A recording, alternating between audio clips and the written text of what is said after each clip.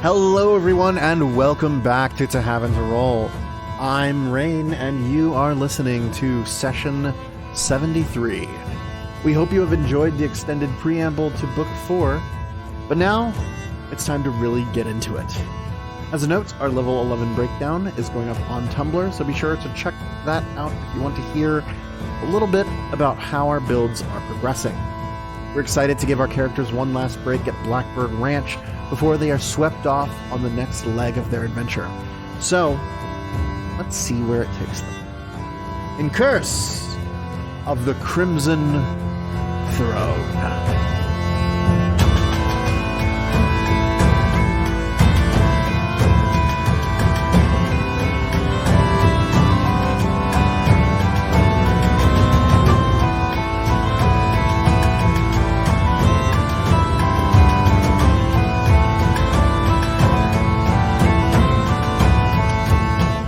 Hello, beautiful wife. Hello, beautiful husband.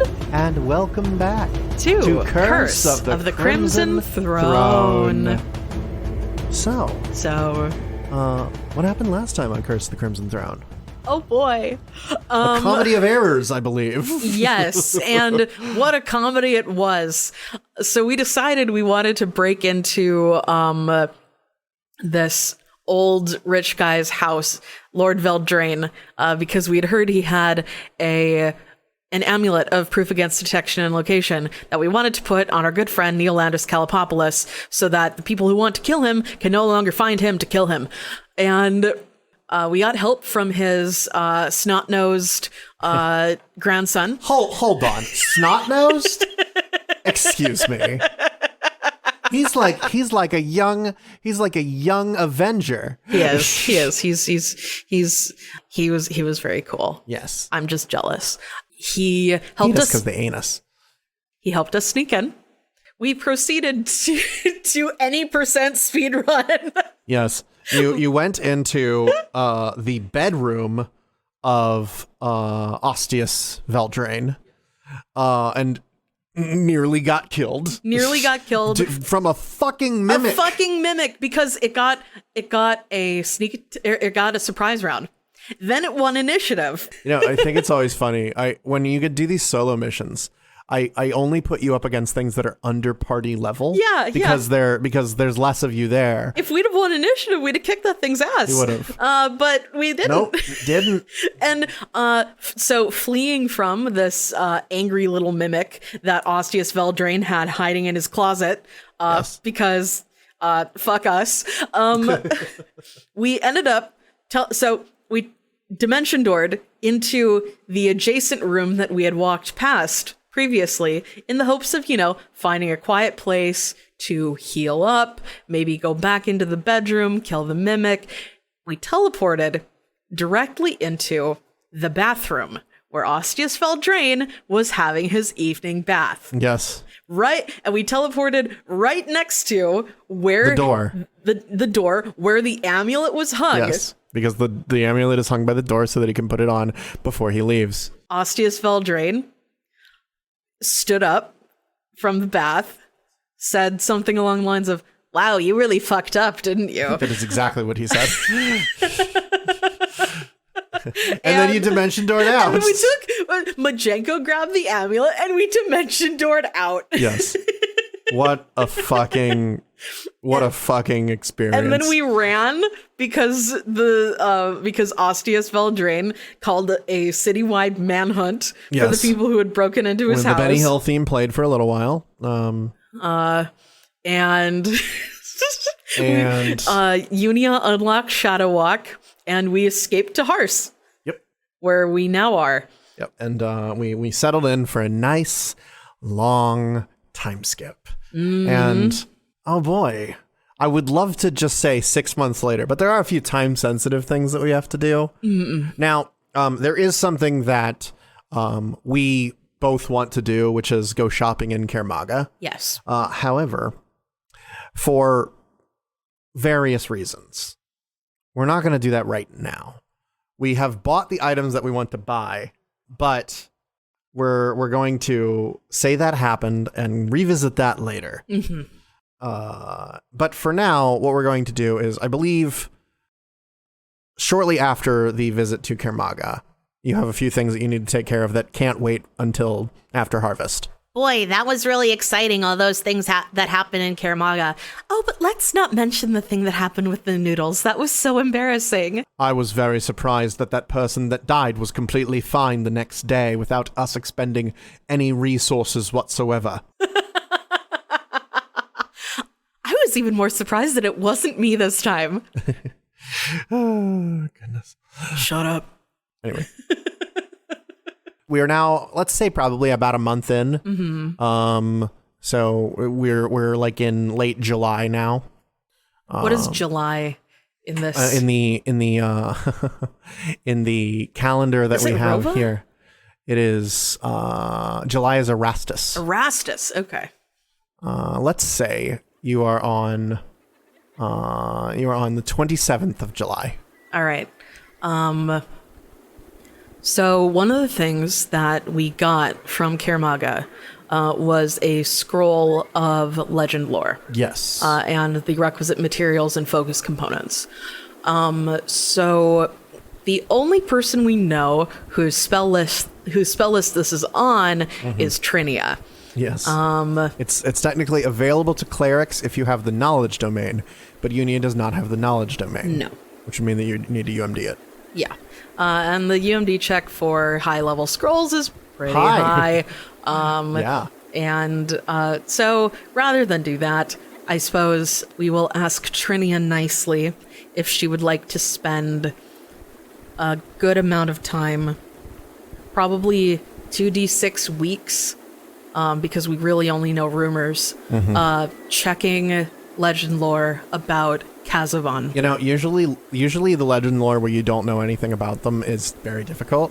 But when you have some downtime that you need to not get caught by the police, Yeah. It's actually quite useful. It's like, oh, you got to spend a lengthy amount of time sort of just hanging out and doing Not legend drawing lore attention and to not yourself. doing anything else. Yes. Yeah, this is a perfect time for legend lore. Now, due to a series of events that we can get into with Trinia is actually also leveled up now.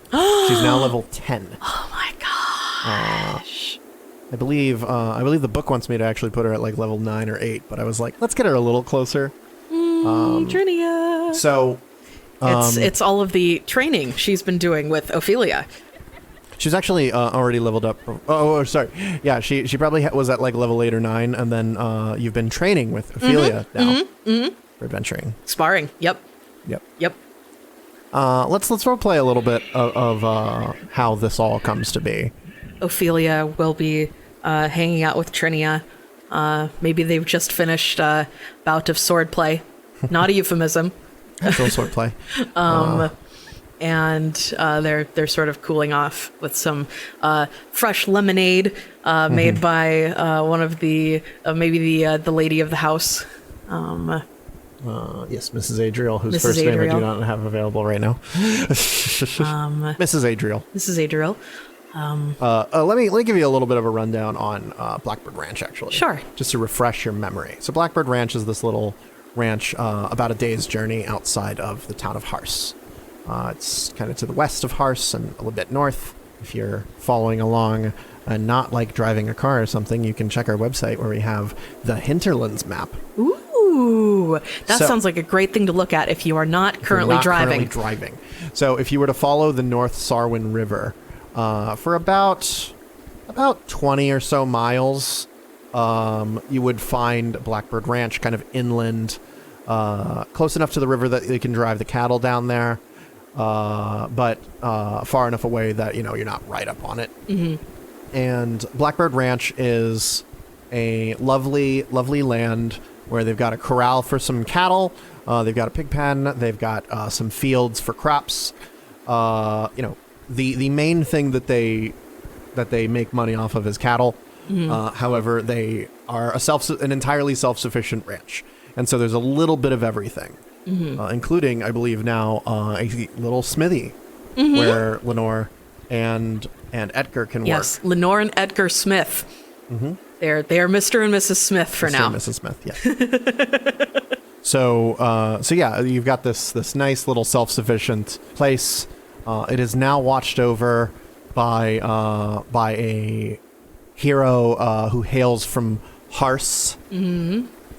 We need to come up with a new name for Vencarlo's Western identity. Maybe we should give Blackjack another card game themed name. Ooh. Solitaire. He works alone. Solitaire.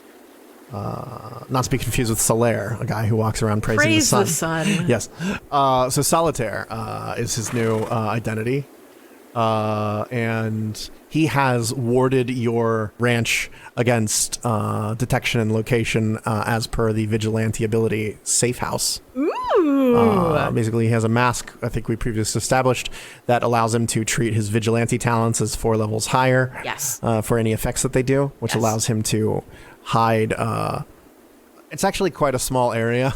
Like one of the buildings here acts as a safe house. Yes. And But that we is where use we that sleep. building as the bunkhouse for the party. Yes. And Neolandis gets to stay there like all the time. Yep. Well, Neolandis has an amulet now, so he can go. Neolandis has the amulet. He can do right. what he wants. Yeah, Neolandis can do what he wants. And so Trinia and Ophelia have been training Yep. to help Trinia get a little bit closer to the level of power that the rest of the party are. Yes. It's one of those great things about working with a trainer. You can work with a trainer up to 2 levels higher than you. Yes. So they've been fencing. Yes. Ophelia has been, I don't know, teaching Trinia the finer points of fine-pointed weapons. And you collapse against a fence, very sweaty. Yes. And Mrs. Adriel comes out going, well, I'm glad y'all are practicing to defend the ranch. Nice to feel nice and safe here. I got you all these some lemonade, Oh, thank you. fresh squeezed. Thanks so much. I'm sure lemons are a native crop here that actually grows in this environment. And I don't know much about the ecology of lemons to say otherwise. I would give you a squeeze of my own to say thanks, but I'm really sweaty. Well, you get washed off sometime down by the river. Okay. And then we can do that. All right. Thank you. Air hug. Oh. Air hug. And she sets down this tray on a little chopping block, taking an axe and embedding it in another chopping block. Y'all have a nice time now. Oh, thank you. And you see her looking at you, and you can see that she's sort of like watching you as she leaves, like, oh. Ophelia's gonna blush a little bit. Try and pass it off like she's just flushed from the exercise. So, Trinia will say, so, I was meaning to talk to you, like, a little bit. So, when did the tail thing start? Oh, well. I mean, like, last time we were together, back before everything. Yeah. You didn't have to do that. Right. Well, so when we first met, I was under the effects of some sort of permanent potion spell. I don't really know the details, but it kept me from needing to do the tail thing. But then I got brought back to life, and they had to rebuild my whole body with magic, and it sort of reset everything. Interesting. We have Trinia roll knowledge arcana check, I believe, to know what you're talking about. Sounds like you're talking about an elixir of 2 worlds. Oh, yeah, I guess. Yeah, I heard about those. They're things that, like, if a merfolk drinks them, you end up just having legs. Yeah, that Damien said something about that. He started going into the details, and my eyes kind of glazed over, and Yeah, I mean, I heard it as like a story. It was supposed to be like a horrible curse for merfolk. Oh, Yeah, well, but That- I mean, you seem like you did okay. I mean, that horrible curse helped me meet you, so Yeah, and so it can't be that bad, huh? yeah. Or maybe it's even worse. Now you have to put up with me. Oh no, what a horrible fate I've been consigned to. She gives you a kiss. Aw, kisses back. And then she leans back, drinks a little bit of her lemonade. So, I've been training actually kind of a lot. And, I don't know. When you were gone and I was writing you letters and stuff, I kind of wish that, I like this place and everybody's nice here. But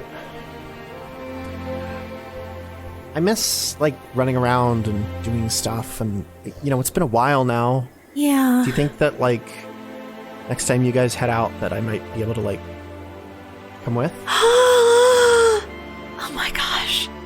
And you see her sort of like kick at the dirt a little bit. It's like, like I kind of missed you. Oh, I missed you too. Yeah. And I don't know, like, I mean, would that be weird if I came with you? No, or... I don't think it would be weird at all. Okay. I would love that. Yeah. Yeah. Okay. Oh.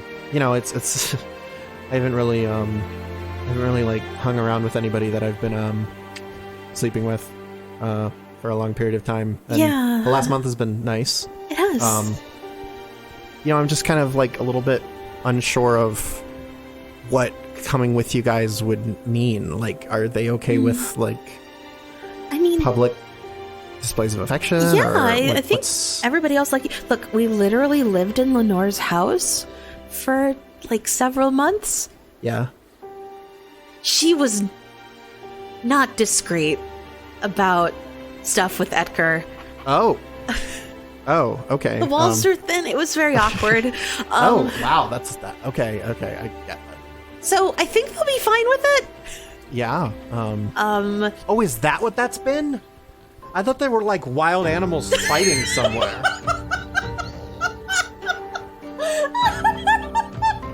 Holy shit, that was them? Good lord.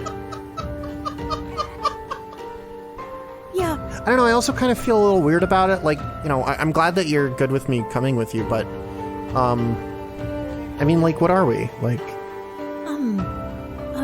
it's just kind of been fun for a while. Yeah. I mean, for a long time I've been worried that, with you out here and me in Corvosa, eventually something would happen to me and that would be it. And you would be able to move on and, it seems like every time I die they bring me back and I'm happy to be here, so... Yeah, and like... I mean, I don't like being here, like, cooped up like I'm some sort of maiden in a tower. No, definitely not. You've spent a lot of time cooped up. I have, and... I mean, I don't think you need me to protect you. You just kicked my ass, so... You're pulling your punches. Not that much. But you were. A little bit. I can tell. She takes her rapier and like slaps the side of your leg with it. Stop. Okay. I can take it. I'm not just some girl, I was living on my own for a really long time in Corvosa. And, I've experienced some stuff out here that's I can't necessarily explain. But I think I'm ready to do more with you. Yeah. I think I'm ready to do more with you too. Okay.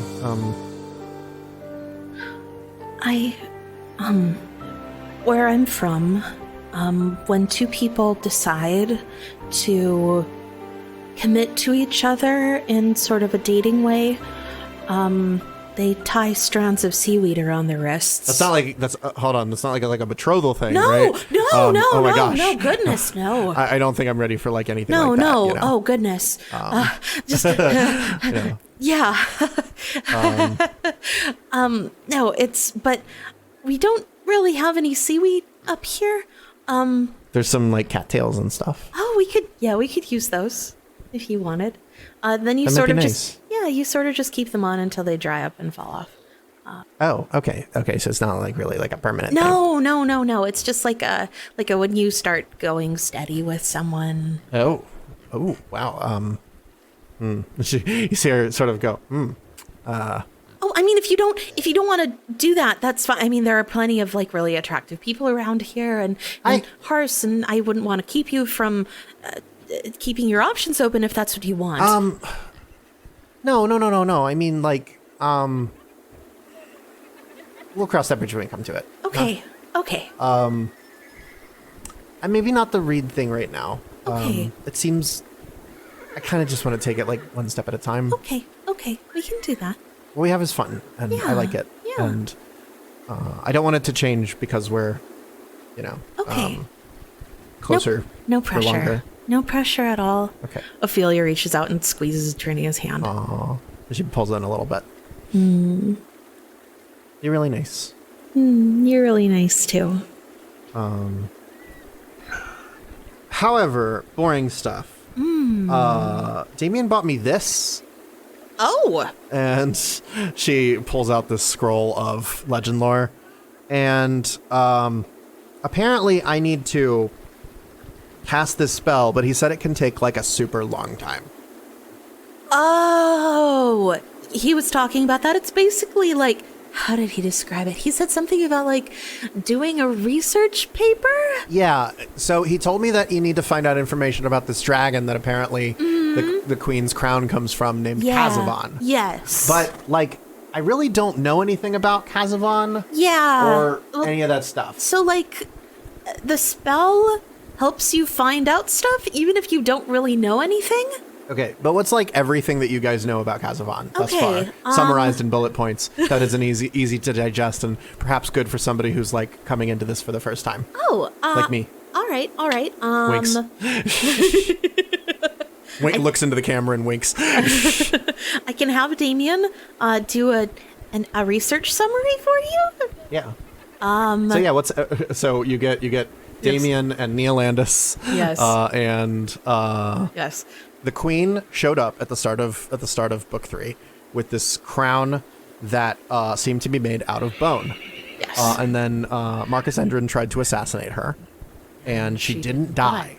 And we've traced that the ability to not die is probably coming from the crown, which was made with the bones of a powerful blue dragon named Kazavon. Yes. Kazavon being a servant of Zon-Kuthon who broke a promise to Zon-Kuthon and was punished by being split up into a bunch of pieces that were each tied to particular artifacts and then scattered around the inner sea region.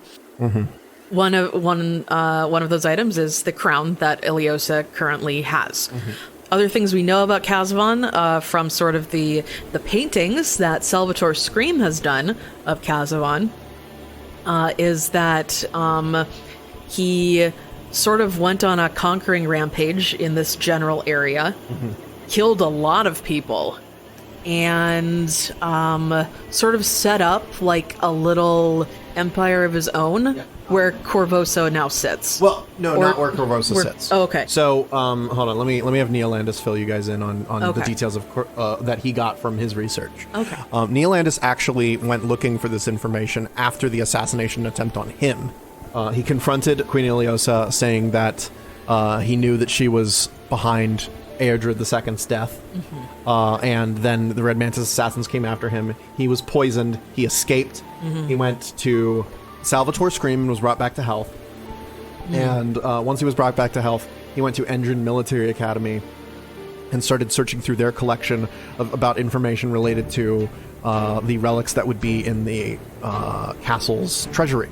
One of the things that he found was a relic referred to as Midnight's Teeth. Midnight's Teeth. Put here. That was already here when the Corvosans took control of the pyramid. Now, Neolandis knew that Queen Iliosa had been borrowing the treasury key, and sort of traced the powers listed for Midnight's Teeth back to some of the things that he had noticed about Iliosa. That she had become more capricious, more beguiling, more calculating in the way that she approached things. Yes. And so he assumed that basically when you guys told him about the crown, that he was like, okay, yeah, that sounds like what Midnight's Teeth does. And one of the other things that Midnight's Teeth, according to the legends listed here, does is it keeps someone from dying. And unfortunately, we don't know the way to overcome Midnight Teeth's ability to keep someone from dying, or how it even really works. But we know that Midnight's Teeth can be traced back to this dragon named Kazavon. Kazavon was so basically several hundred years ago, maybe like 1,000 years ago, when the timeline is not exactly clear right now, there were a bunch of orcs that were invading Ustalav, which is a nation to the north, on the other side of the Cinderlands, which is the area to the north of you. Yes. Which, as we established with Ramoska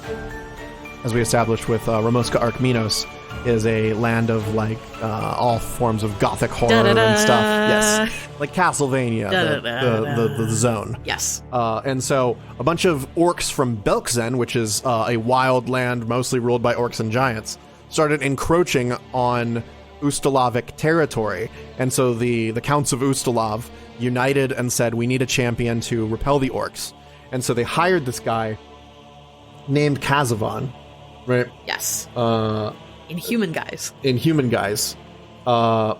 And sent him out to stop the orcs. He stopped the orcs, and then when they went, great, thanks, we're going to take back our castle now, he went, no, you're not. It's mine.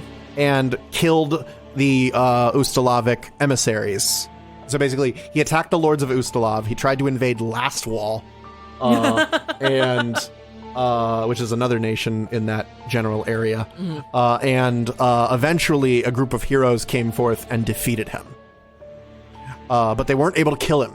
And so they broke his body up into pieces and scattered the pieces through the world. That was their last resort. Yes.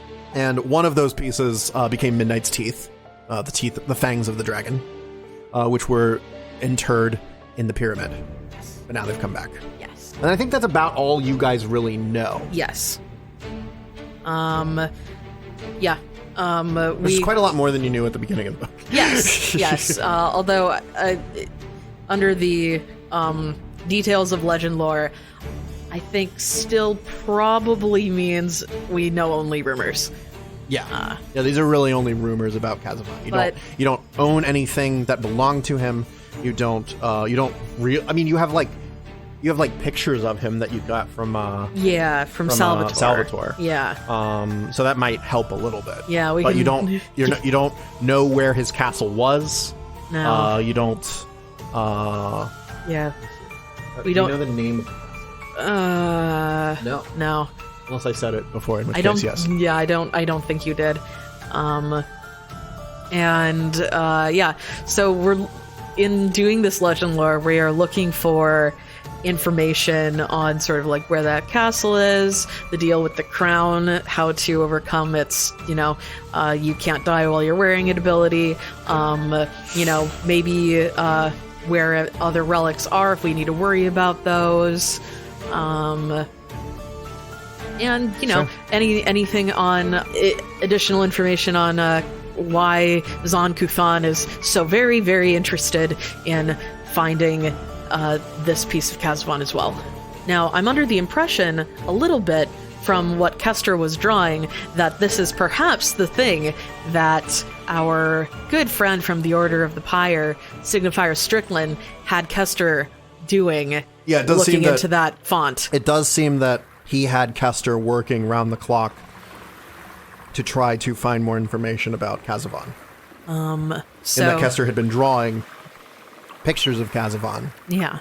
Now you do have those pictures. Yes. Well. Yes. So you have a portrait of him by Salvatore Scream as a man, peeling off his skin, revealing a dragon form beneath. You have a picture of the crown and part of the dragon form. Yes. And then you have these stories.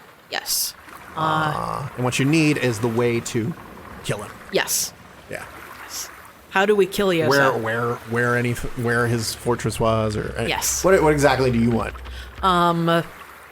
So the location of the fortress would be good if we have to go there to find additional stuff. So maybe sort of the nature of how he has been bound to these items. And sort of just what's the deal with Midnight's Teeth more specifically? Okay. If we can get sort of the divination version of an item card.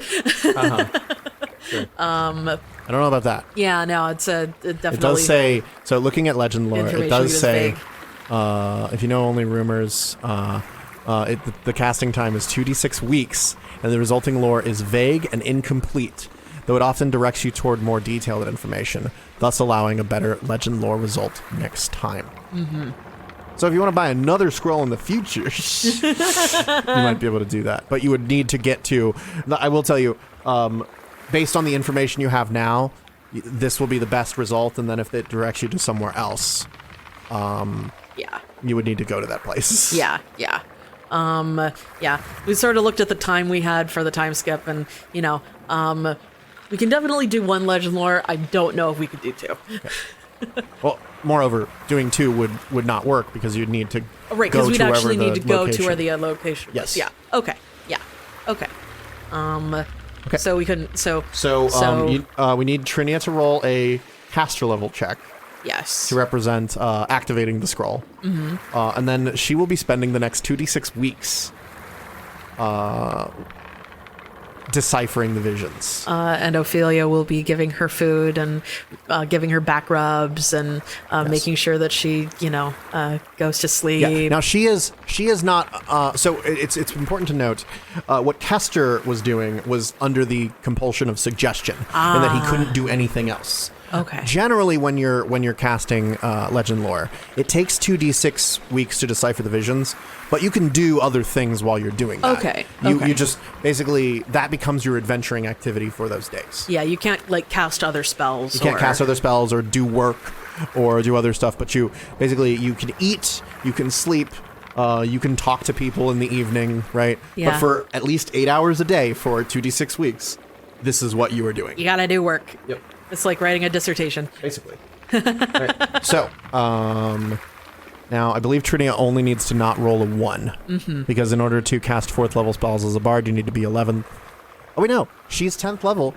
She doesn't actually have to roll the check. Yay! She can just cast it. Yay! So taking the clock forward a little bit. Well, actually, I got the number here.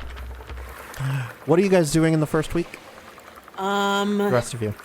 The rest of us. So we've already gone to Kirmaga. Yes. So I think what we want is to talk to Neil Landis about King Eodred's secret brother. Ooh, okay. So,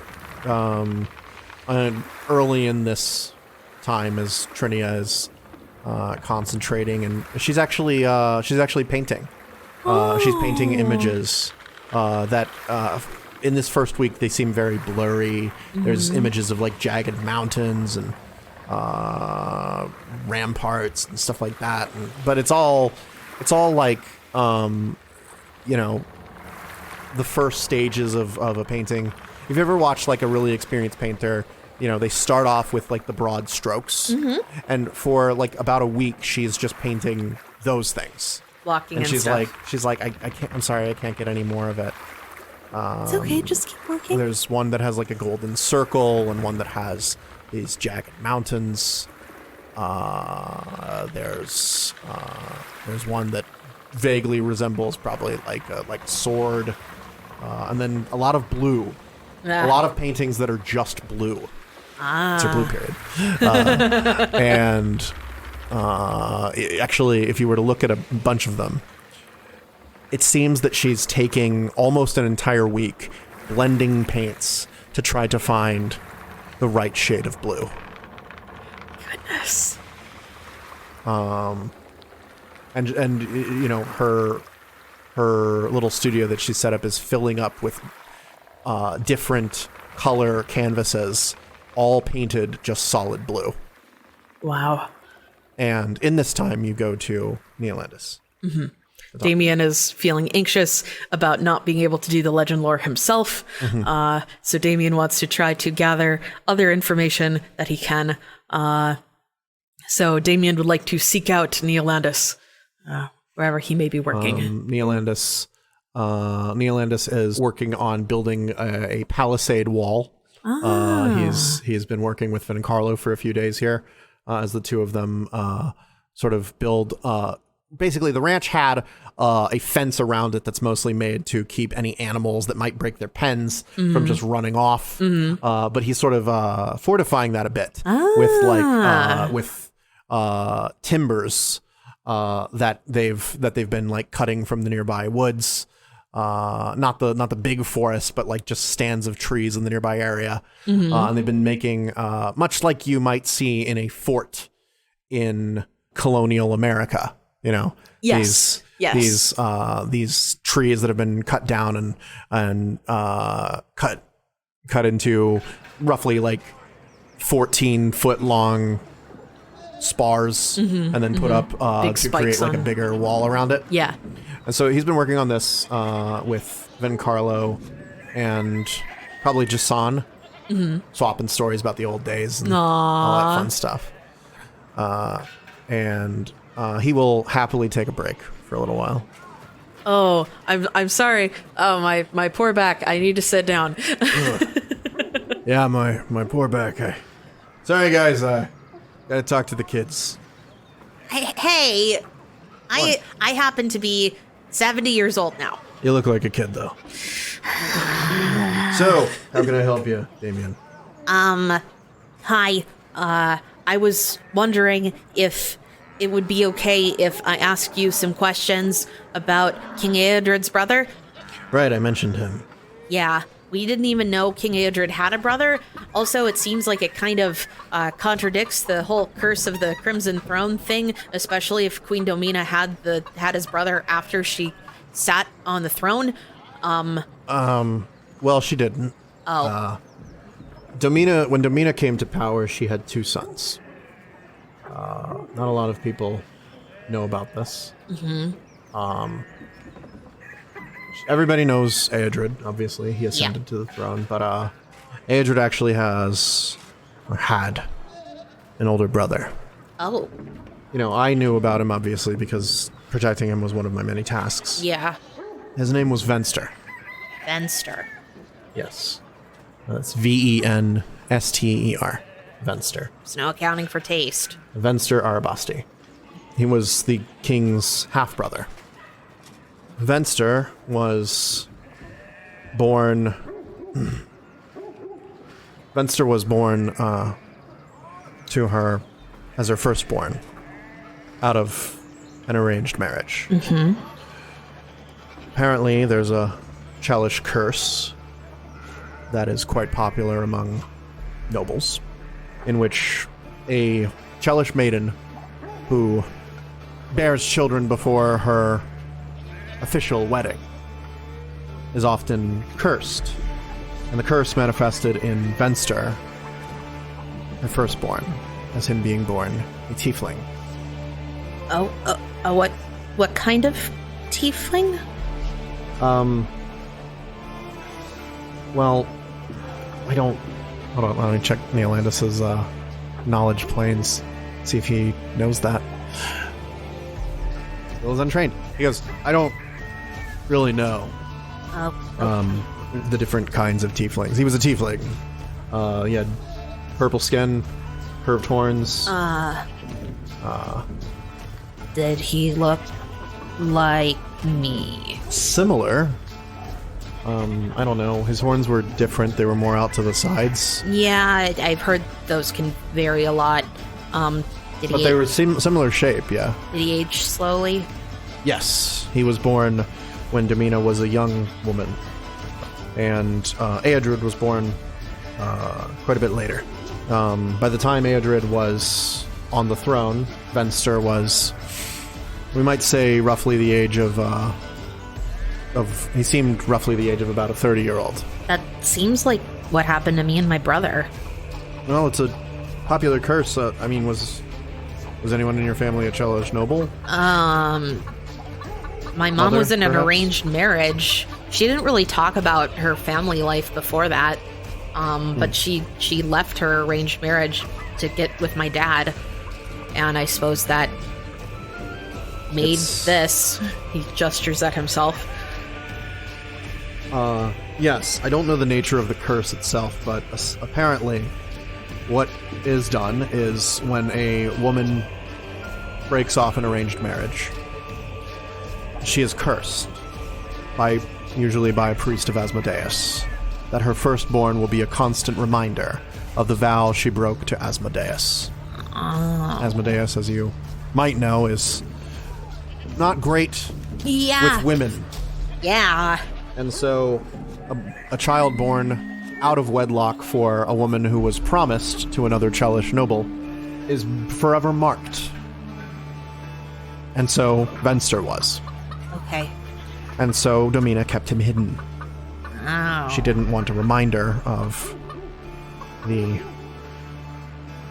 bastard origins of her firstborn. She then married as she was supposed to and bore Eadred. And then she took the throne. Venster was put up in one of the towers. He had his own room, isolated from everything else, and the only people that he ever interacted with were Eadred and the servants that fed him. That sounds terrible. Eadred would take to playing card games with him in the game room, and Venster lived in an attic above that. He would come and go via ladder.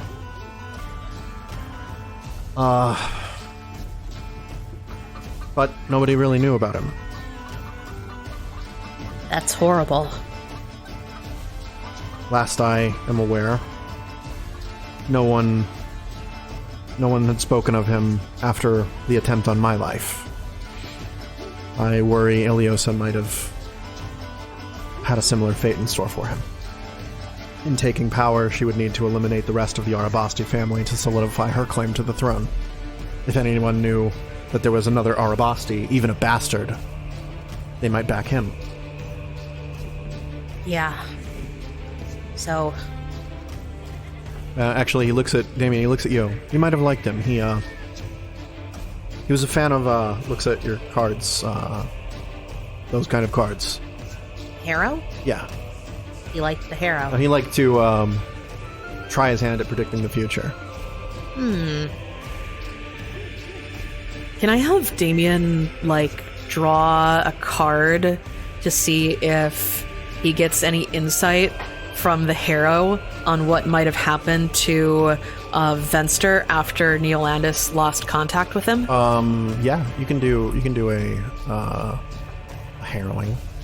Just a single card for Single card? yeah. Okay. Okay, it's the Inquisitor. This is a card that you've seen actually quite a few times. Yes. The Inquisitor features... describe the card for everyone while I So look up the Inquisitor features a person in a severe-looking red and black robe with a chain around their neck and sort of coming off their body and reaching forward. They point at the viewer of the card and hold up a book from which various papers are falling. The Inquisitor is the lawful neutral card of books. The intelligence suit. Yes. So the Inquisitor traditionally stands for immutable reality. It is a reminder of truths that cannot be concealed. The Inquisitor accepts nothing save the truth. He represents immutable reality, that which cannot be fooled or swayed in any way. To attempt to go against this unchangeable object, person, or idea is to court disaster. If you want to roll Lore Harrow, you might be able to draw. Excellent. I put an extra rank in Lore Harrow, so now I have a plus 13 to Lore Harrow. Ooh, So I got the card, 30. In a way, the card sort of speaks to you. You have this vision of the Inquisitor pointing, these people trying to deny Venster's existence. First Domina, then Eadred, and then Iliosa. All denying his importance. Mm-hmm. But now, speaking to Neolandis, you see that his existence still has weight. He still has purpose. You cannot hide the truth forever. Damien looks at the card, considers it. Well, I think if she tried to kill him, it's not going to stay secret for long. The difficulty is most people don't even know who Venster is. Even if you were to have proof that she tried to kill him, it wouldn't matter to most people. Yeah. I knew him, though. He was a nice man. He was quiet. Kept to himself. Maybe he managed to get the word out. Maybe there's somebody else who knows about him or knows about his potential claim who might be able to make good on it. Perhaps. I wouldn't know, and it's almost impossible to get back into the castle. If he's still alive, he'd still be in his room, but... You could try scrying on him. Perhaps. Unless the queen has the entire place warded, which... Not to my knowledge. Oh. Well, my knowledge being quite a bit more limited. Let me... Yes. Yeah, so you know Venster was Andred's older half-brother. Mm-hmm. He stayed in a little apartment above the game room. And he came and went via ladder. He was a harrower. Mm-hmm. He was quiet, kept to himself. I think Unia could take 15 minutes and prep scrying, and then spend the next hour casting it, maybe looking into the stream or some other pool of water. Sure. Rain barrel, anything like that. And we'll see, yes, over a stinky rain barrel. And we will see if they can find Venster Arabasti. Now, he would have a +5 will save. We could have Neolandis try to sketch what Venster looked like, and that would give us that would give him a -2 on the will save for a total of +3. Okay. Sorry, I'm not actually very good at drawing, so I can't I don't have any pictures of him. As a rule, there were never any pictures allowed of Venster. Yeah, that makes sense. He looked kind of like me. Yeah, he was tiefling. Yeah, I don't know. That's okay. So that Yeah, blonde hair, blonde hair, purplish skin. horns. He That liked to wear green. Damien looks down at his green robes. I mean, it does have a nice color contrast. But He actually looks at Unity. He goes, "There's a temple of Eridan in the castle," and it was one of the only places that he could ever venture when things were quiet. oh, And it was just him and his books and legends about Eridan. Interesting. I did not know there was a temple in the castle for Eridan. More a personal shrine than a full temple. Back in the days when Eridan prevailed over Chelish nobles, most Chelish nobles like to keep a shrine to him in their premises. Sensible. I will keep that in mind. Perhaps there's some connection I can use to reach Venster. So you cast scrying, and you don't see anything. Do I know the difference between not seeing anything because a person succeeded on the will save, or not being able to see anything because the person is dead? You know the spell doesn't work, right? Mm-hmm. I don't believe if you know the difference between whether it doesn't work because they're dead or if it doesn't work because they succeeded on the will save. Okay. Either way, you see nothing in the ring. All right. The ring barrel. So Unia comes back after an hour and sort of puts their hands up in a helpless gesture. I wasn't able to see anything. I don't know what that means. It's possible he's dead. It's possible that it's just difficult to scry on him because we don't know much. I can try again, but it does take time. Okay, so that's the information that you guys have on Venster. He was now as Neolandis is conveying this information to you. If you can give me a group intelligence check. All right. I am really good at these. It's gonna go great. Okay. I'm just gonna roll 4 d20s. We'll go Lenore, Unia, Ophelia, Damien. Imagine the vicious clacking of 4 d20s in your mind. So Lenore got a 5. Unia got a 2. Ophelia got a 6. Yeah, Ophelia got a 6. And Damien, bless him, got an 18. I rolled so badly. Yeah, that's pretty bad. 6, 3, 4, 11. Okay. So 18 with 2 aids, yeah. Wait, no, do you have 2 aids? No! No, okay, No, 18 nobody total. aids! All right, yeah. Yeah. It's weird. It's all very weird. Oh, can Trinia help? Trinia can help, yes. Let's have Trinia roll. Natural fucking 20. You've got to be kidding me. Natural 20. With Damien aiding. Also, it's a natural 20, so. So, Neil Landis is recounting. Thank God for Trinia's recounting support. this fucking story. And Trinia goes, so he was a firstborn tiefling.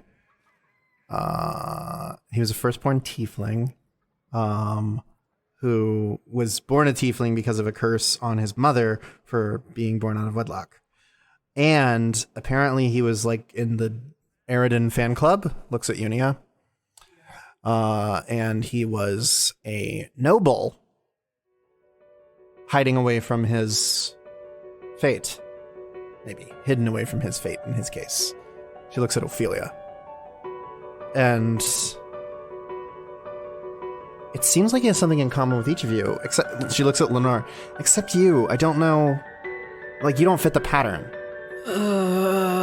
I'm sorry? He had something in common with each of you. He's a tiefling like Damien. An Eridanite like Unia. And a noble like Ophelia. Maybe some planar stuff? Was he good at fighting? No, never good at fighting, no. Unfortunately, I'm not a natural blonde, so... I don't know. Does Damien have any insight there? No. Actually, natural 20, Damien's helps. Damien does help, so... I mean, it did seem that he had an interest in the harrow. Harrow is a Varisian tradition. Maybe. Not like being interested in the harrow as a Chelish noble is not really a socially acceptable. Maybe Domina had a fling with a Varisian? I don't know, maybe it's kind of tenuous, I think. Yeah. But I feel like there's a pattern.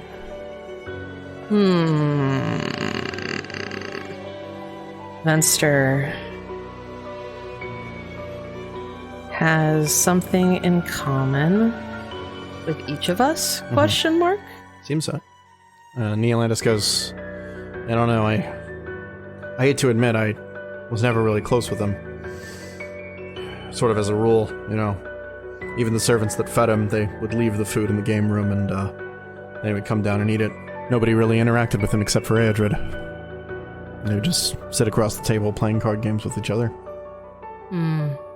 Most people didn't even know about that.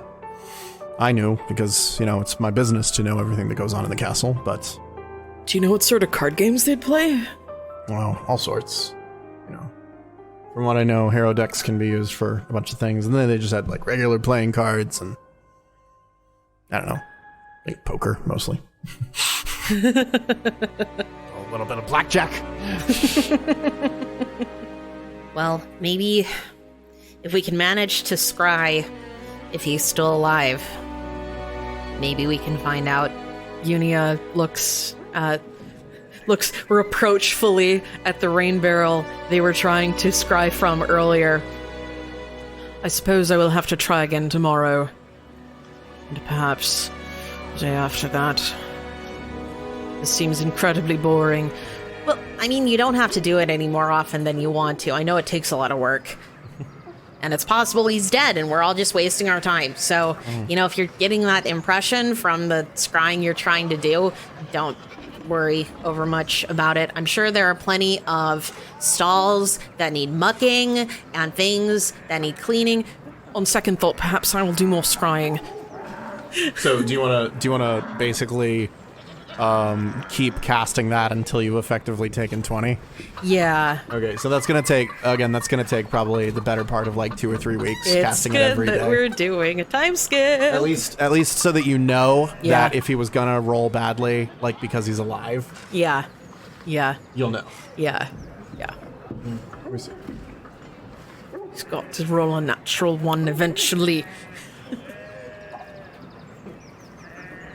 Hey, Unia, you want to come help me clean out the pigsty? I can't, I'm busy scrying. Dawn. Wait, you only do that for 1 hour like every day. Scrying, busy, working, This sounds like it's actually an excuse. concentrating very hard. So you take so about a week goes by. Various chores being done around the farm. I imagine Lenore gets conscripted, and Lenore and Hector probably get conscripted into helping with the fence. Yes, the fence building army. Trinia makes more paintings of. She's now seems to have settled on the closest blue that she can get, Okay. and she's drawing pictures of dragons. But the definition of the dragons is not really clear.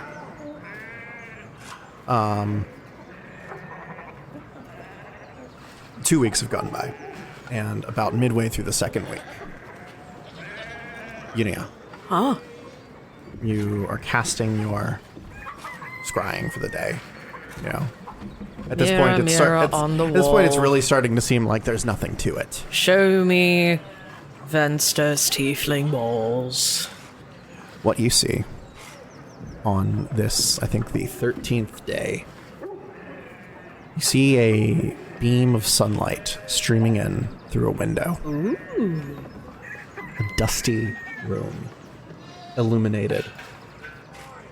There's not a lot of dust hanging in the air, as it seems that this place has been largely undisturbed for a long time.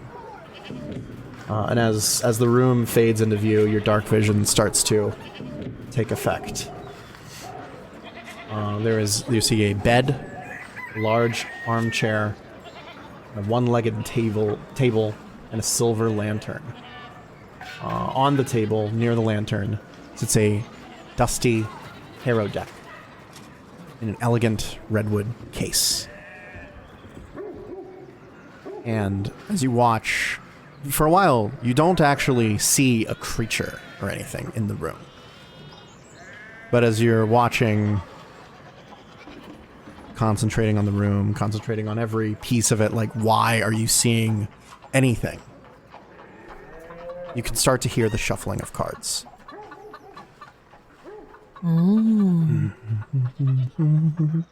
Shuffling of cards. And then as basically the light kind of works its way across the room as the sun carries over, I know what Iliosa has done to you, for she has wronged me as well. I know where she dwells, but cannot strike at her. Come to my home at sunset. Bring the others like you. Iliosa must face her fate, and justice must be done. And you see him laying out cards on the table. And as you watch, the joke, the big sky, the cricket, the owl, the midwife, the tyrant. Fuck. past, the Rabbit Prince. The neutral present. The Rakshasa. The negative future. He draws a card. And it gleams with reflected starlight. He places it on the table. And there's a blinding flash as he does so. And the image disappears, and you're looking at an empty room again. Now, Unia doesn't have the sharpest memory, but they held that card that they found upon returning to life. Yes. For a month or so, going to Zalara's house night after night. And they know the words on the back by heart. I know what Gadrin has done to you, for he has wronged me as well. I know where he dwells, but cannot strike at him. Come to my home at 3 Lancet Street at sunset. Others like you will be there. Gadrin must face his fate, and justice must be done. Oh. I'm gonna have Damien make a lore hero check. I think that I might have an idea of what has happened. 29. All right. One thing stands out very clearly. The cards placed on the table. You do get... These cards seem to represent each of you, and... Does Damien get the impression that perhaps Venster Arabasti is like Zalara haunting his own hero deck? It would seem, based on what you've seen, it doesn't seem that he's alive. And it seems that he is bound to this room with this Harrow deck. Okay. The Harrow is an ancient art in Varisia. There was a point when it ruled the lives of some Varisians. Certain readings would be more important than others. And the way that you would know this importance was the appearance of a card called the Great Dreamer. Oh. A card which represented a butterfly thought to represent Desna herself. When Desna learned that people were basing their lives around the Harrow, it is said that she wiped every instance of her card from existence so that the people would live their lives free once again. And you don't see a butterfly on this card, but you see reflected starlight. And when the card is placed, there is a flash of light. And it seems this harrowing is so important to the spirit of Venster Arabasti that he is captured in it forever. Wow. Okay. So, did he draw in the negative future place, the Great Dreamer? Maybe. It fits with what you're seeing. But you can't see the card. Okay. Which is also in keeping with the idea that Desna eliminated this card from existence.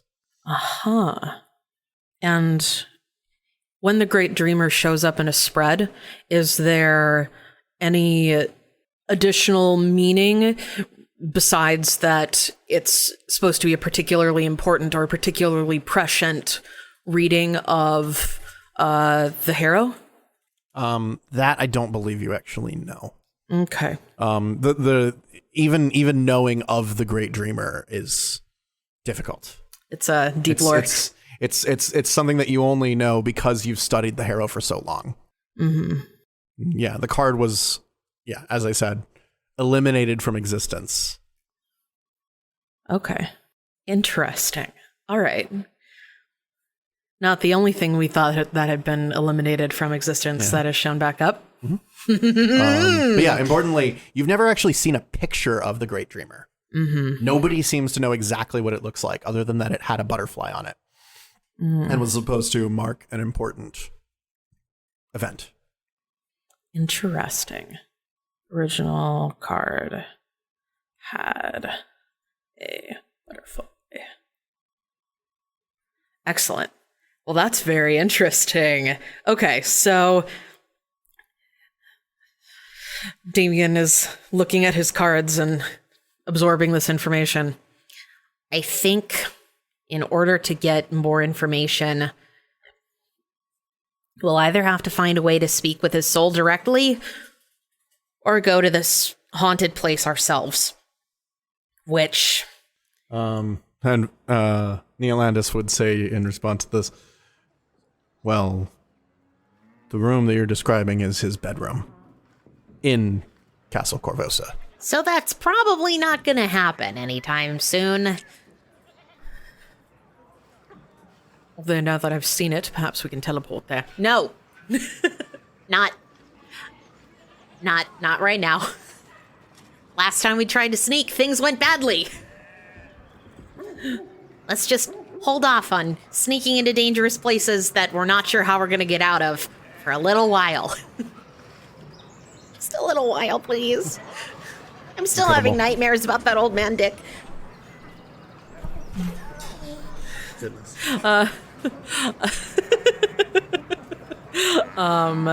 Okay. Interesting. Yes. I think that's about all the information we're going to be able to get from Venster for now. All right. Sorry, dude. Right. So That's rough, buddy. the days begin to grow shorter. Summer relaxes into autumn. And all the while, Trinia paints. After a while, the paintings that she's doing begin to resolve. No longer vague shapes and suggestions of creatures. She begins to paint more specific things. If you would like, could you please describe the picture Yes. for me?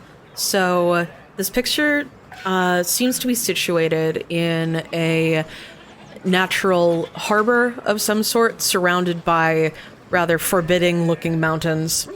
And in this harbor sits an island that's really more of a rock, upon which sits an enormous castle that takes up almost the entirety of the little island here.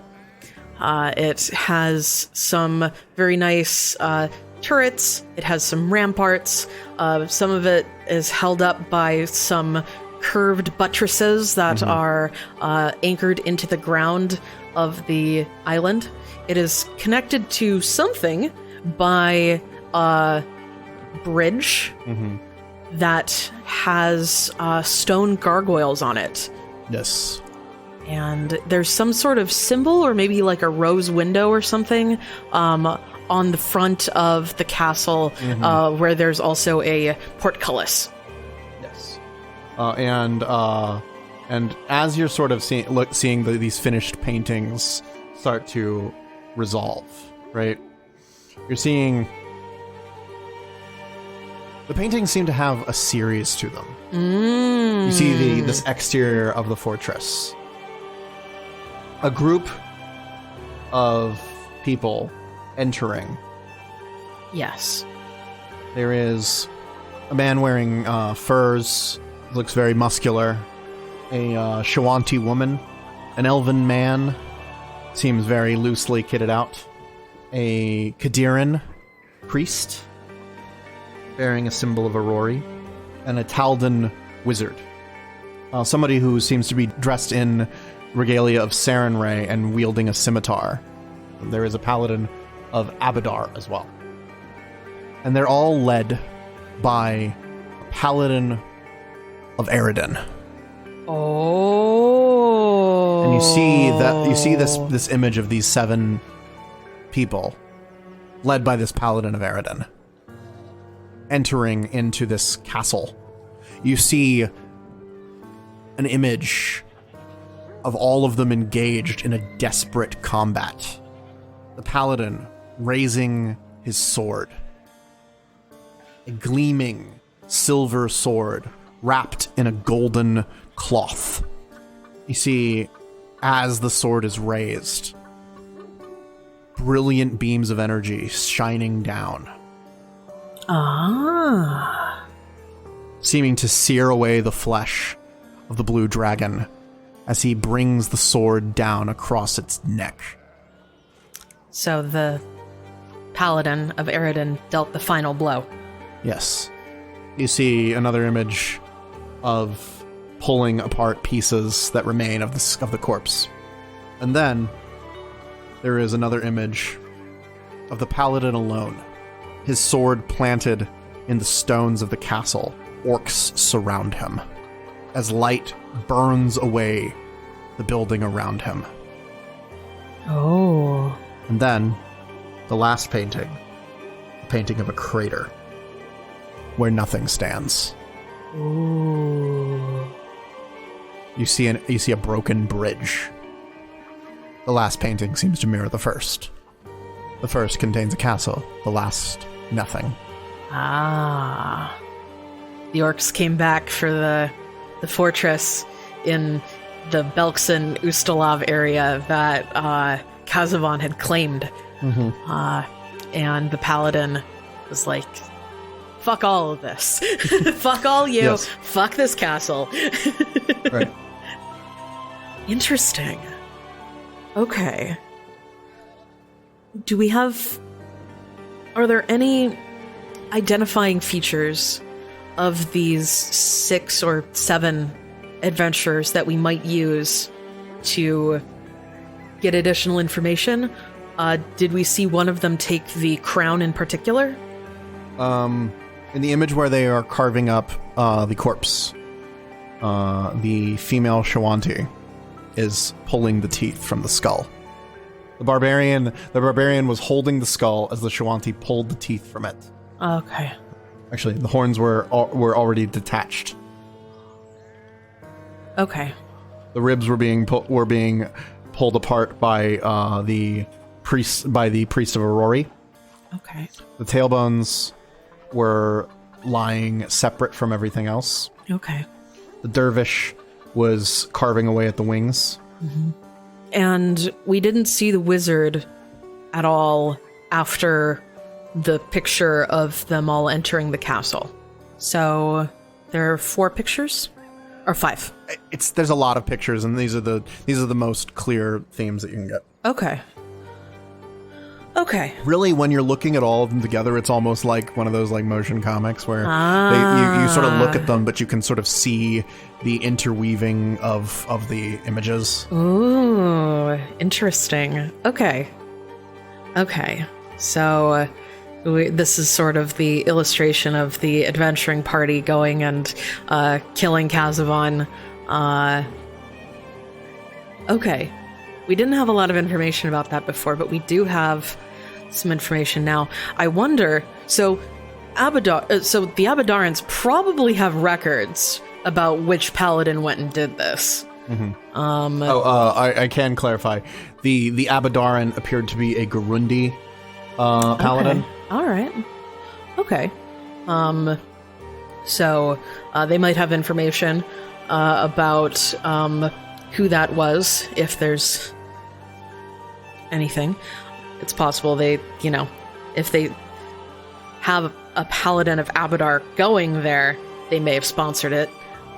So we could probably try and find some information at a Church of Abadar if we wanted to look further into this adventuring party and maybe find out who the Shawanti woman was, or what the deal with the crown was. That might be a starting place. Can I make an intelligence check to see if there's any other potential leads that I might gain from this? You can make some sort of intelligence-based skill check. Ooh, I'll let you pick what you think would be important to you. How about a knowledge arcana check? Knowledge arcana? Or maybe a knowledge of religion check?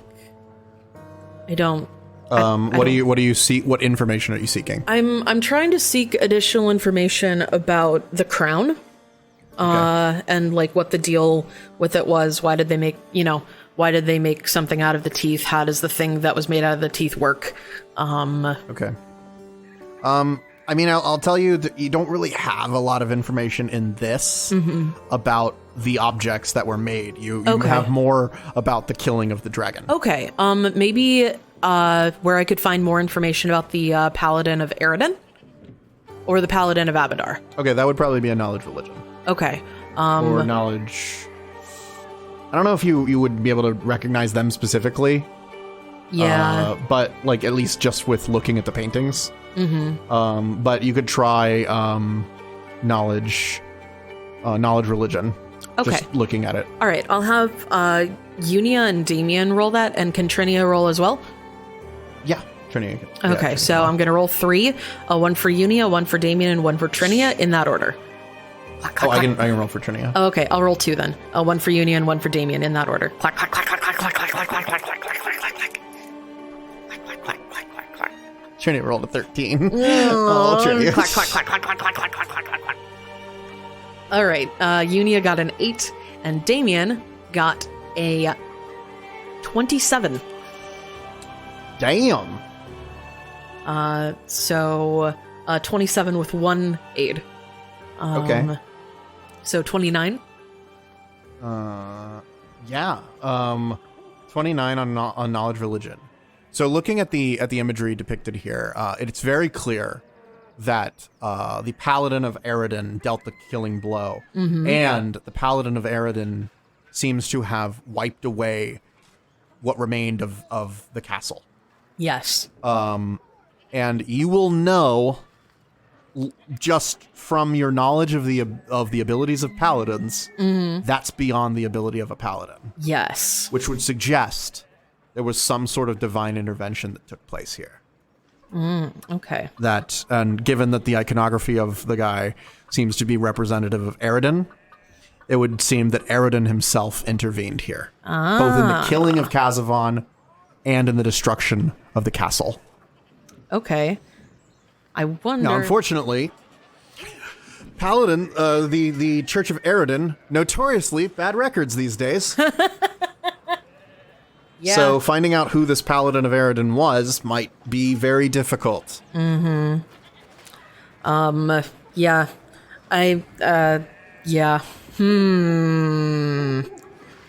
Yeah, and I suppose with an 8, Unia hasn't heard squat. Okay. All right. So, Eridan did a big deal. In this particular spot. It's possible we could go there and like cast Legend Lore again, but it's not very practical for us to travel all the way. Unfortunately, the location itself doesn't. It's some sort of crater lake in the mountains. Yeah. And I have bad news for you. There are a lot of those in the Mindspin Mountains. Yeah, like even something like Greater Teleport might not get us there. Yeah. Okay. Is it possible? So, all right. If we can find anything about really notable paladins of Eridan who weren't Yamade, you know. Paladins of Abadar? Yeah, Paladin of Abadar might be more useful. Maybe we can search for Leedsri, the Paladin of Abadar. Oh, also it was a female Paladin of Abadar. Okay. Seemingly human. Okay.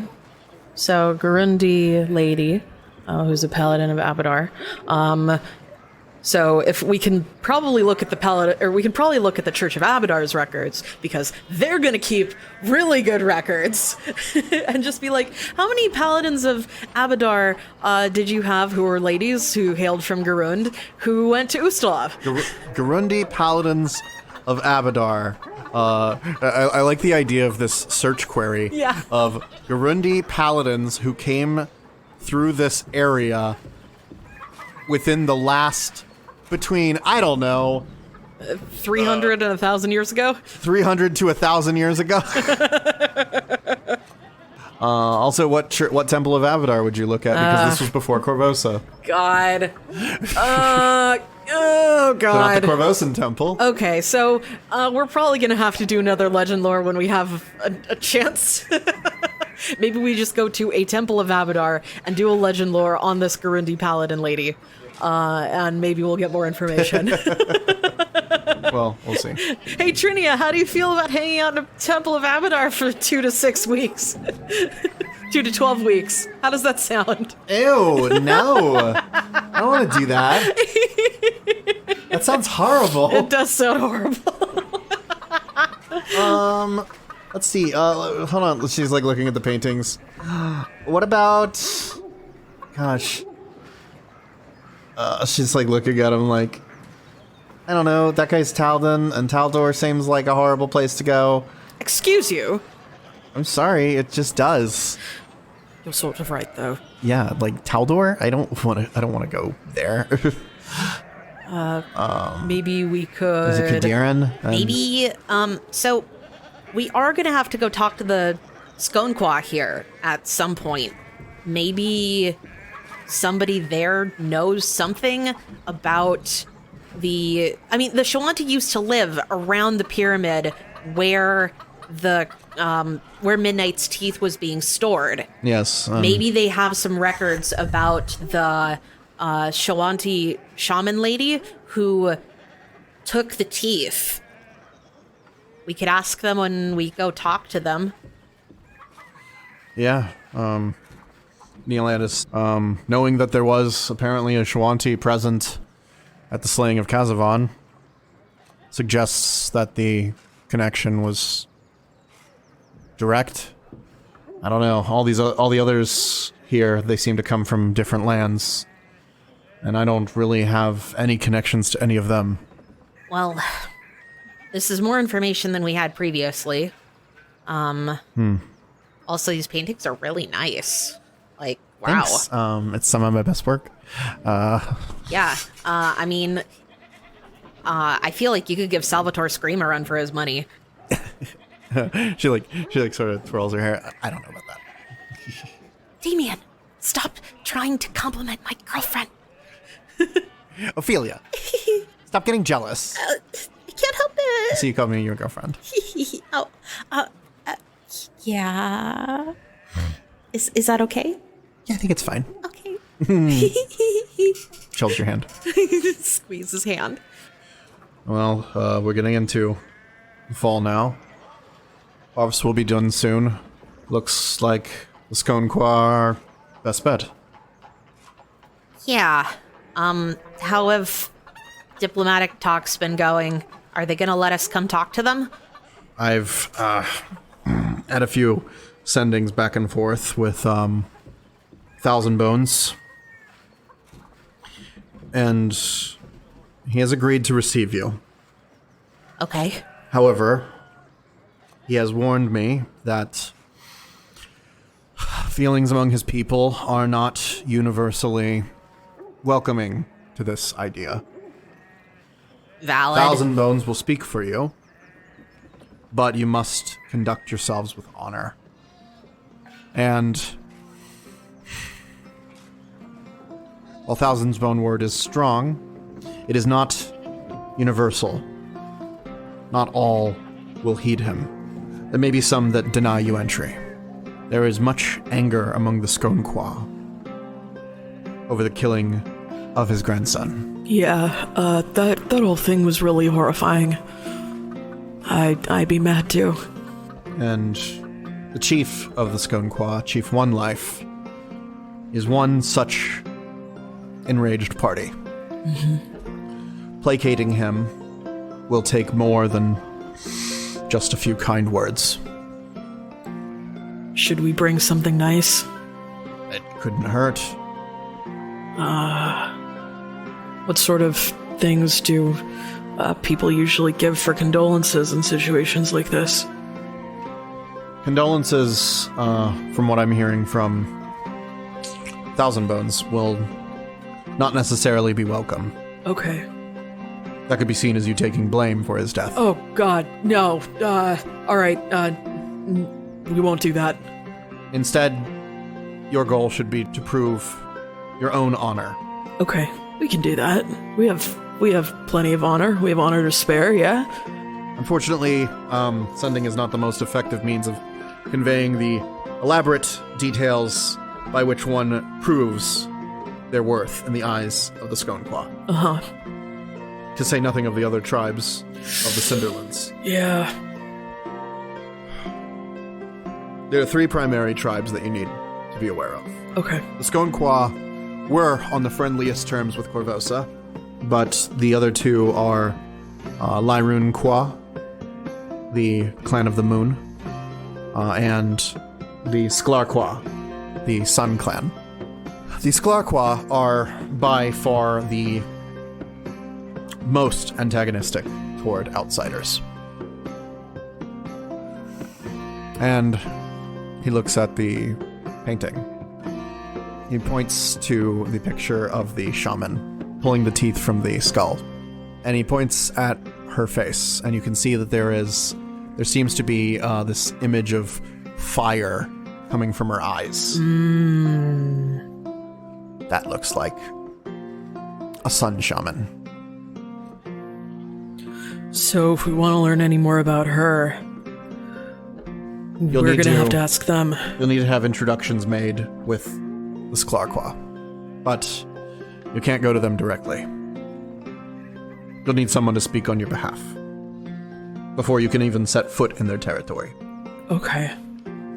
Again, Thousand Bones remains our best bet. So we meet up with Thousand Bones. We see what we can do to prove ourselves to them, and if we're successful there, they'll help us talk to the Sklarqua. Or at the very least, they can put you on the right path. Okay. And who are these other folks? The Moon Clan? Lyrun Kwa. Lyrun Kwa? I'm afraid I don't know much about them. They're elusive folk. Travel mostly by night. And Thousand Bones would be the only one that would know how to contact them. Okay. That I know, anyway. So it sounds like we gotta talk to Thousand Bones, and everything starts there.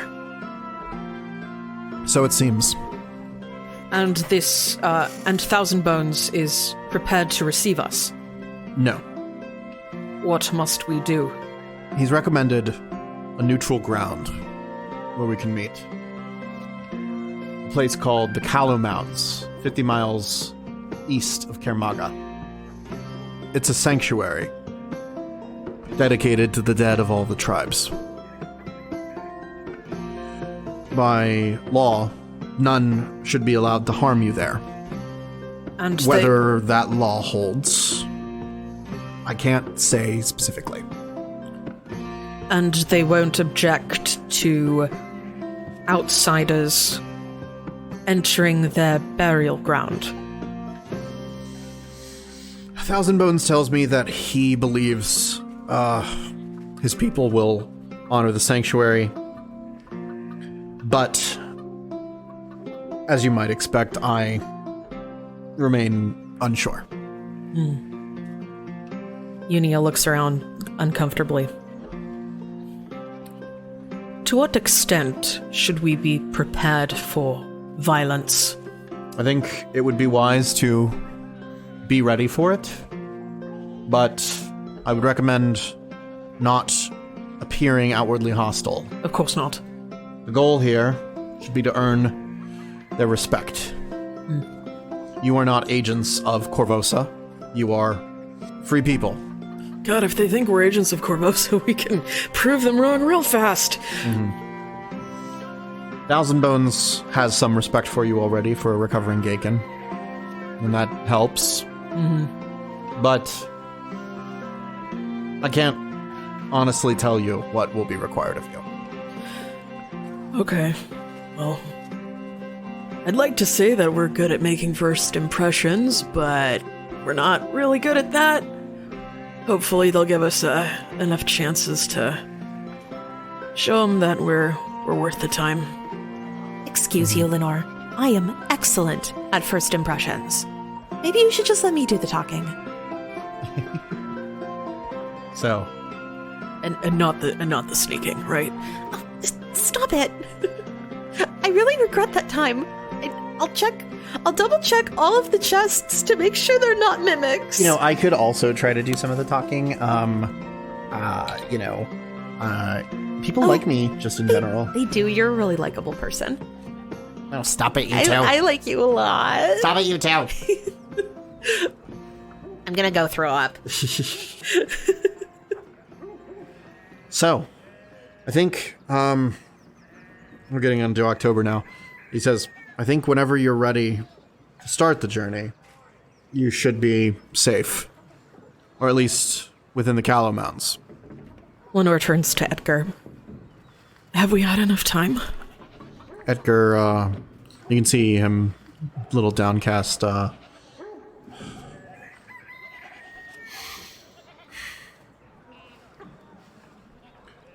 You know, I believe in you. And as much as I'd like to hold on to you, you're needed. Yeah. I'll come back. He actually digs through your guys' pack, takes the scroll, he takes the wand of sending, and he hands it to you. And he goes, "You make this thing work if you want to talk to me." Okay. I might. And he looks at you and he goes, "Not you. All right. Her." Okay. I have been learning from Damien how to use items that I don't know how to cast spells on. You make it work. I will. I'll make it work. I promise. I love you. I love you too. I'm gonna miss you. I'll miss you too. But I'll be here. In the meantime, take care of Portobello. Squelch has been helping. She said something earlier about all of the compost from the harvest and taking care of that. And I haven't seen her all day, but I have heard some really loud belches, so I think that she and Portobello are doing just fine. Nice. And Jason goes, "Well, if you need her, you don't worry about sending word. I'll send her along. But she's been mighty good in magic she uses. Been real good for the crops this year." So. Is somebody talking about me? Yeah. Oh, sorry. There you are. I didn't even see you there. I heard my name. Why do you look like an elf? Been practicing. You're it. Hello? Are you all heading out? Trinidad sort of like perks up and goes, Yeah. Squelch, it's been really nice meeting you, and you're Otiug? He's off. He's sleeping off the cornhusk bender. I'm gonna go with everybody. And I'm gonna stay here. Okay. The ranch needs my help. Hey, well, it's all right. We need a little bit of help, I reckon. Adriel sort of goes. But, You need to rotate your crops. Never rotated. What do you mean? What difference does it make which direction the crops is facing? Soil gets tired. Tired. What, you point them to the east or point them to the west? No, move from plots to other plots. What? That's nonsense. I've been using these same plots for the last 10 years. Yes, you have. Oh. That's why they're not growing well anymore. It's just bad season, that's all. I will ensure better seasons. They need my help. Alright. Well, y'all can take just a couple more days. Help us get some of the bulk of the harvesting done. Yeah, we can do that. You know, most of it doesn't come in for the next couple weeks. We gotta spend some time packing up stuff anyway. It's All right. gonna be a long trip, Okay. from what I understand. With that, let me see. Yeah, you guys don't need any more time. The harvest feast of Aristel, and the Swallowtail Festival in honor of Desna, and the Festival of Knight's Return in Nadal, and the Waning Light Festival in Sagada, all happen on the 23rd of Rova, which is September. Yep. So, and we are now on actually the 28th of Rova. Meaning, basically, you guys finish out the week, and as Lamashan, October creeps in under a new moon. The final preparations are made. We have a nice little Lord of the Rings montage of you guys going north to Kermaga, I believe, is the easiest way to get up. Unless you have another way that you want to go. No, that'll be it. That is a 90-mile journey. Ooh. With you guys, I believe you guys can get horses in Harse. There's plenty of horses in Harse. Can we shadow walk the Actually, horses? there's you can shadow walk if you want. I don't think you can shadow walk the horses. No. But you can shadow walk. We could shadow walk there. Okay, yeah, shadow walking would be a whole lot faster. It'll take you I think you shadow walk at 50 miles an hour, so it takes you 2 hours. As opposed to, I was sitting here with my overland calculator going, hold on, you guys move at 30 feet. Instead, what we get is the super sped up version.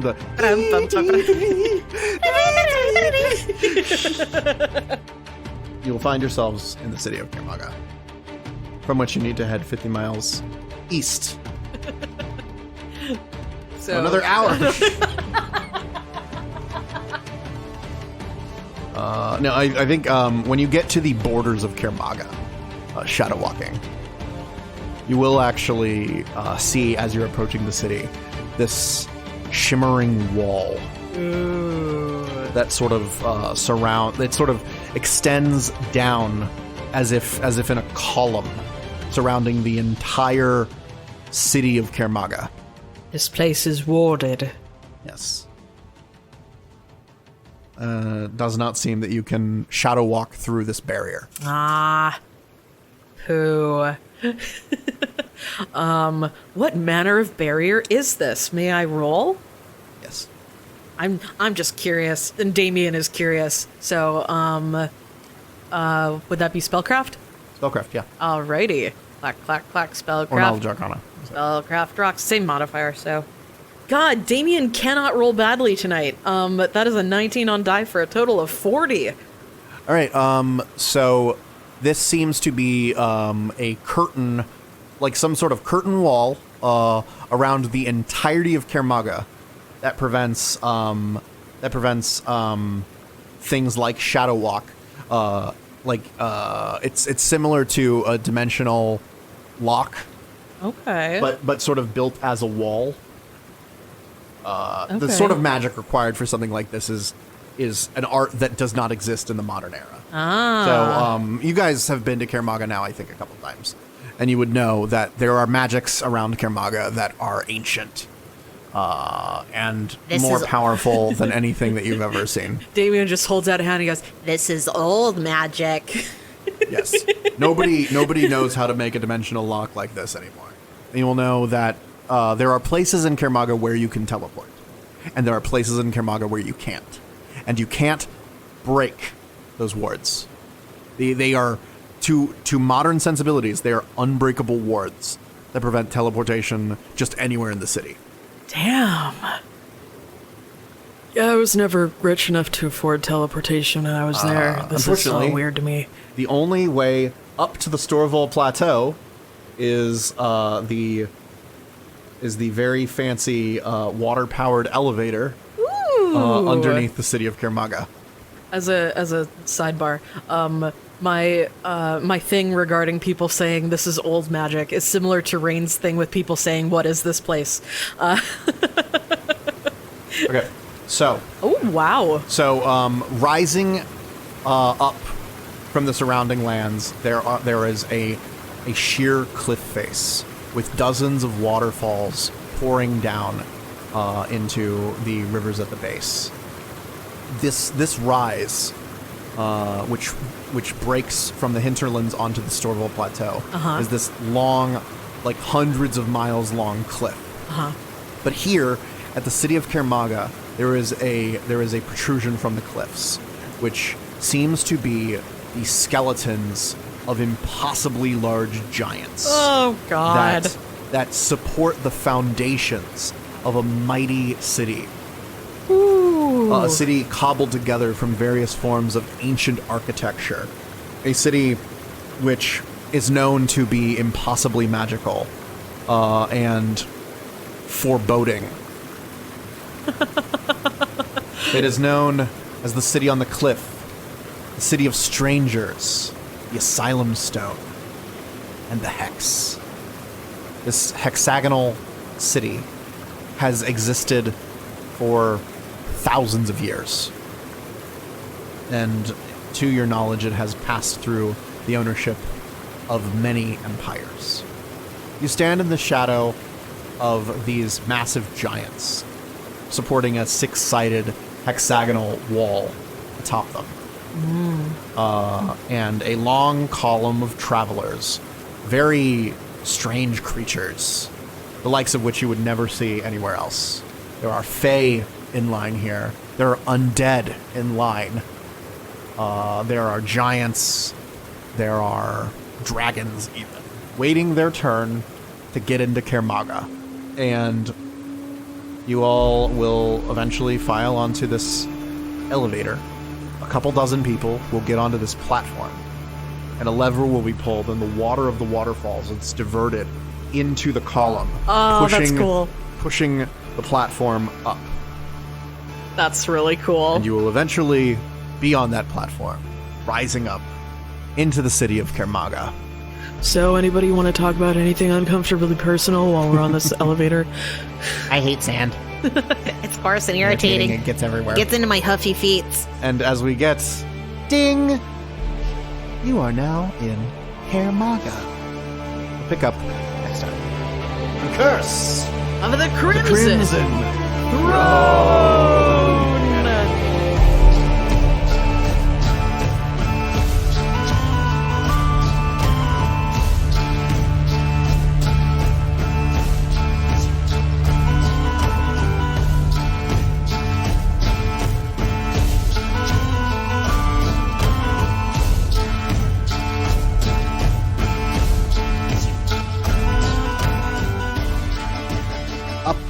Up the stairs we go until we come to Kermaga. To Have and to Roll is produced by David Clark and Katie Gupsher.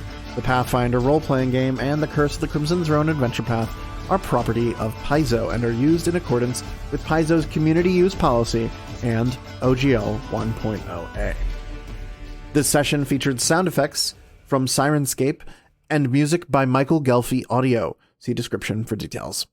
Follow us on Twitter at To Have and to Roll, Mastadon at To Have and to Roll at dice.camp, and Tumblr tohaveandtoroll.tumblr.com. We will be back in 2 weeks as we enter the tangled maze of Kermaga. See you then.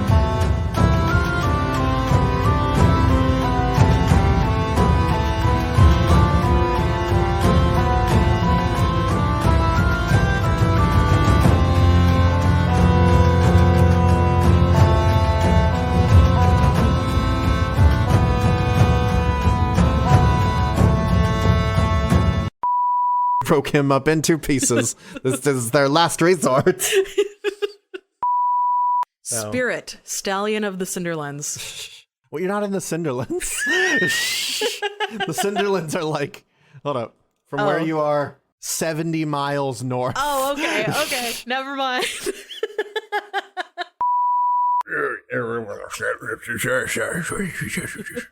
Dutch, you bastard Dutch. Sorry, I just had to get into character there.